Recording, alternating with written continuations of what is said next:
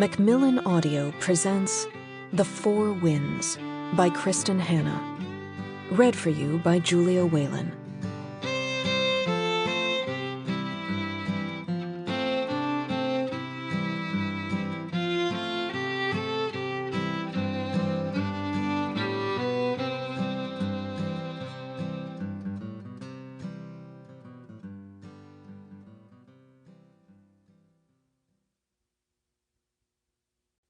Prologue.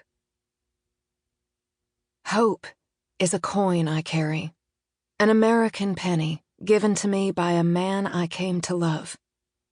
There were times in my journey when it felt as if that penny and the hope it represented were the only things that kept me going. I came west in search of a better life, but my American dream was turned into a nightmare by poverty and hardship and greed. These past few years have been a time of things lost, jobs, homes, food. The land we loved turned on us, broke us all, even the stubborn old men who used to talk about the weather and congratulate each other on the season's bumper wheat crop. A man's got to fight out here to make a living, they'd say to each other. A man. It was always about the men. They seemed to think it meant nothing to cook and clean and bear children and tend gardens. But we women of the Great Plains worked from sunup to sundown too, toiled on wheat farms until we were as dry and baked as the land we loved. Sometimes, when I close my eyes, I swear I can still taste the dust. 1921. To damage the earth is to damage your children. Wendell Berry, farmer and poet. 1. Elsa Walcott had spent years in enforced solitude, reading fictional adventures and imagining other lives.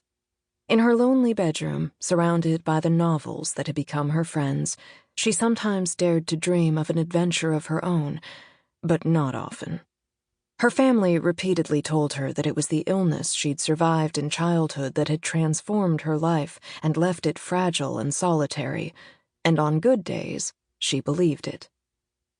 On bad days, like today, she knew that she had always been an outsider in her own family. They had sensed the lack in her early on, seen that she didn't fit in. There was a pain that came with constant disapproval. A sense of having lost something unnamed, unknown. Elsa had survived it by being quiet, by not demanding or seeking attention, by accepting that she was loved, but unliked. The hurt had become so commonplace she rarely noticed it. She knew it had nothing to do with the illness to which her rejection was usually ascribed. But now, as she sat in the parlor, in her favorite chair, she closed the book in her lap and thought about it. The age of innocence had awakened something in her, reminded her keenly of the passage of time. Tomorrow was her birthday, 25. Young by most accounts, an age when men drank bathtub gin and drove recklessly and listened to ragtime music and danced with women who wore headbands and fringed dresses. For women, it was different. Hope began to dim for a woman when she turned 20. By 22, the whispers in town and at church would have begun, the long, sad looks. By 25, the die was cast. An unmarried woman was a spinster. On the shelf, they called her, shaking heads and tisking at her lost opportunities. Usually people wondered why.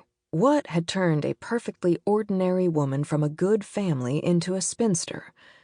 But in Elsa's case, everyone knew. They must think she was deaf the way they talked about her. Poor thing, skinny as a rake handle, not nearly as pretty as her sisters. Prettiness. Elsa knew that was the crux of it. She was not an attractive woman. On her best day, in her best dress, a stranger might say she was handsome. Sample complete. Ready to continue?